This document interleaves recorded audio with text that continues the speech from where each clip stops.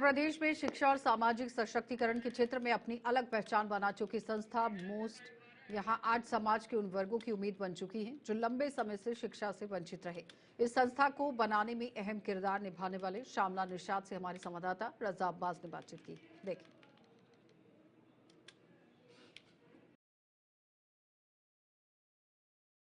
अवध क्षेत्र, पूर्वांचल, लखनऊ के आसपास ज़िलों में, पूरे प्रदेश में बाकायदा एजुकेशन पे काम करने वाली बड़ी प्रसिद्ध संस्था मोस्ट, जिसमें एक जाति समीकरण का समन्वय मिलाप करके नाम रखा गया मोस्ट।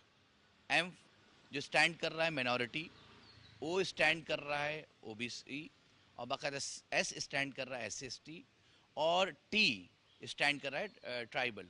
तो ये मिलाकर मोस्ट नाम रखा गया और इसकी बाकायदा नेतृत्व शामलाल निषाद कर रहे हैं, जो सुल्तानपुर से ताल्लुक़ रखते हैं। छोटे बच्चों की एजुकेशन पे काम कर रहे हैं। बहुत हद तक एक बड़ा आंदोलन भी एजुकेशन को लेकर चलाते हुए नज़र आ रहे हैं। और ख़ास तौर पे अभी जो मर्जर की बात विद्यालयों को लेकर हो रही थी, उन मासूम बच्चे जो शिक्षा ग्रहण करने के लिए इन विद्यालय में जाते हैं, उसको सरकार मर्जर पर आमादा थी, जिसको न्यायपालिका ने अभी बाकायदा विचाराधीन है। मगर सरकार के इस आदेश के खिलाफ जन आंदोलन चलाया पूर्वांचल में, अवध क्षेत्र में, और बाकायदा इसके खिलाफ मुहिम चला रहे हैं। इस वक्त हमारे साथ मौजूद हैं, हम उनसे पूछेंगे किस तरह से इनकी संस्था काम करती है और क्या आउटपुट है, क्या इनपुट है इनकी संस्था का। और सबसे अहम चीज़ ये है, जो विद्यालय मर्जर की बात हुई थी उसमें आपका क्या अहम रोल था।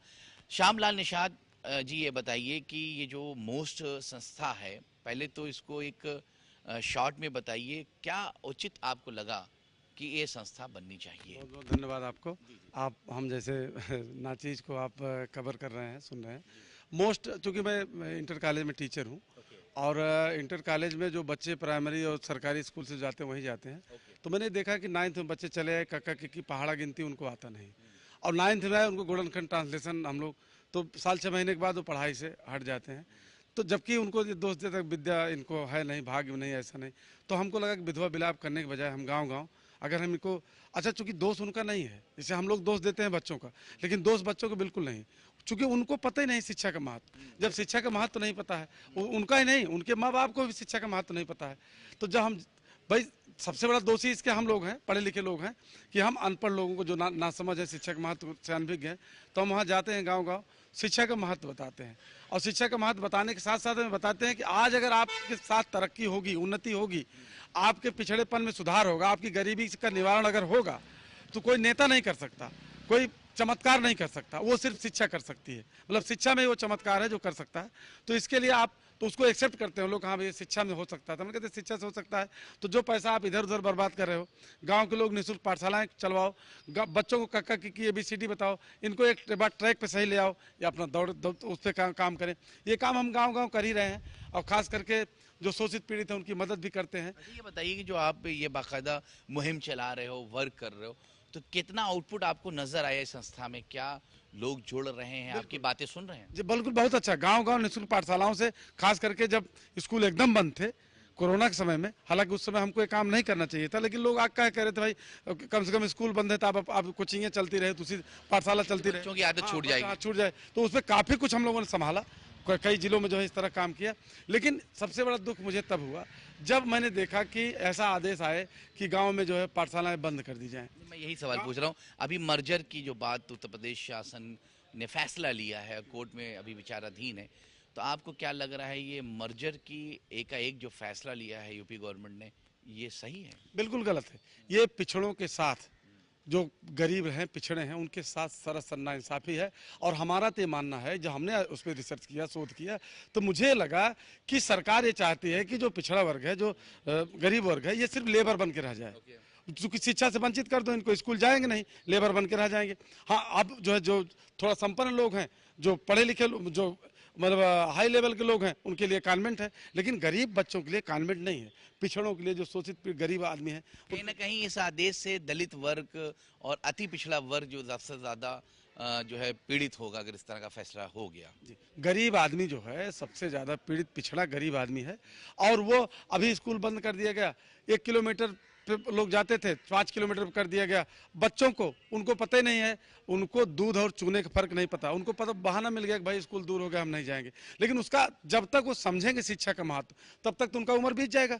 तो हम लोग इस पे आंदोलन कर रहे हैं। अभी बहुत बड़ा प्रदर्शन हम लोगों ने सुल्तानपुर में किया है, और उसमें ये भी है कि 1 महीने के अंदर अगर इस पे निर्णय नहीं हो जाता है, ये गांव-गांव, अच्छा ये तो कंफ्यूज कर रहे हैं, इनके जो बड़े अधिकारी हैं वो कंफ्यूज कर रहे हैं, कह रहे हैं कि मर्जर किया जा रहा है, फिर संख्या जैसी कोई बात नहीं है। जबकि हकीकत यह है कि मर्जर नहीं, स्कूल बंद किए जा रहे हैं। हम कह रहे हैं कि जहाँ 45 बच्चे हैं, 45 बच्चे हैं, क्या उनको अधिकार नहीं है? शिक्षा मूल अधिकार बन चुकी है। आप तमाम माननीय सुप्रीम कोर्ट डिसीजन देखेंगे, आप आर्टिकल 21 में देखें। दो चीज अहम है, मैं आपको रोकूंगा। 2 चीज, एक तो मेडिकल और एजुकेशन। पूरी दुनिया में हर प्रत्येक व्यक्ति की एक अहम जरूरत है, और हर मुल्क में बाकायदा उनको इजाजत दी है। कोई भी यूरोप में चले जाएं, चाहे अफ्रीका कॉन्टिनेंट में चले जाएं, हर जगह उनको 2 बेसिक मूल जो बहुत ही इम्पॉर्टेंट है एक आम इंसान की, वो वहाँ की गवर्नमेंट देती है। तो हमारी गवर्नमेंट को इन दोनों चीज़ों को सुचारू रूप से देना चाहिए, ना कि उस पर अंकुश लगाना। देखिए ऐसा है, जहाँ तक हमारा मानना है, क्योंकि ऐसा कोई अनायास कोई काम नहीं होता है। ये निश्चित रूप से हमारा मानना है कि ये पिछड़ा विरोधी सरकार है। ये जो शोषित पीड़ित है उनको सिर्फ लेबर बना। क्यों लगता है आपको? ऐसा इसलिए लगता है कि ये जिस कॉन्सेप्ट पे काम करते हैं, ये मनवादी विचारधारा पे, आरएसएस की विचारधारा पे काम करते हैं। और आरएसएस और मनवादी विचारधारा के लोग, तो दलित भी तो ये कहते हैं कि हिंदू समाज ही है, हिंदू है, तो ऐसा क्यों अनदेखी है? नहीं, हिंदू का उपयोग तो सिर्फ हमको लग रहा है इस समय, खास करके इनकी नीयत देख करके। बीजेपी तो कहते हैं कि दलित भी हिंदू है। नहीं, हिंदू है, लेकिन सिर्फ वोट देने के लिए, सिर्फ वोट देने के लिए हिंदू है। और वोट देने के बाद अब आप हर कोई देख सकता है कि पिछड़ा से पिछड़े व्यक्ति के लिए अगर उन्नति के मार्ग अगर कहीं से खुलेंगे, अगर सम्मान, मैं मल्लाह कम्युनिटी, निषाद कम्युनिटी से बिलोंग करता हूँ, आज अगर हमको सम्मान कुछ है तो शिक्षक होने के नाते, पढ़ाई लिखाई होने के नाते, नहीं तो हमारी स्थिति ना। मल्लाह समाज से ताल्लुक रखते हो, तब यहाँ एक सवाल और अराइज हो जाता है। आपकी मल्लाह का नेतृत्व, निषाद समाज का नेतृत्व बड़ा बढ़ चढ़ के बोलते हैं। निषाद पार्टी के राष्ट्रीय अध्यक्ष, वर्तमान में कैबिनेट मिनिस्टर उत्तर प्रदेश शासन में, संजय निषाद, तो कहते हैं कि भैया मल्लाह की हमने बहुत सेवा कर दी और इतना उन्नति पे ले आया हूँ इस समाज को। वो तो नेतृत्व कर रहे हैं, वो तो कहते हैं हमारा समाज खुश है, बीजेपी के साथ है। आप तो अलग जो है पटकथा बयान कर रहे हैं। देखिए अभी नासमझ है, निषाद समाज जो है नासमझ है, और उस नासमझी का तो कहते हैं हमारे साथ खड़ा है। नहीं, उस नासमझी का फायदा कोई उठा ले, लेकिन हमारा प्रयास है कि निषाद समाज जागरूक हो जाए, समझदार हो जाए, उसको अपने हक अधिकार के बारे में पता चल जाए, कहाँ उसको कैसे, उसको क्या करने से उसको तरक्की होगी, क्या करने से उसको उन्नति होगी, वो और उस शिक्षा एजुकेशन के प्रति जो है जागरूक हो जाए कि शिक्षित होकर के कर पाएगा। अभी क्या है कि धार्मिक मुद्दों में लोग उलझा करके कुछ मतलब, अभी तो निषाद समुदाय जो है सही से अगर देखा जाए तो वो हिंदुत्व की रक्षा कर रहा है। हम बार बार ये कहते हैं कि भैया एक बार हिंदुत्व की रक्षा छोड़ दो, बहुत लोग करने वाले हैं। आप एक बार अपने बच्चों की शिक्षा की, पढ़ाई लिखाई की अपने लिए जो है रक्षा करो, आप इसकी रक्षा करो। आप अपने स्कूल बंद हो रहे हैं, गांव-गांव स्कूल बंद हो रहे हैं, स्कूल चालू करवाने के लिए जो है शिक्षा के, अपने बच्चों की शिक्षा की, पढ़ाई की रक्षा करो। एक बार जो है हिंदुत्व की रक्षा छोड़ दो और लोग करें।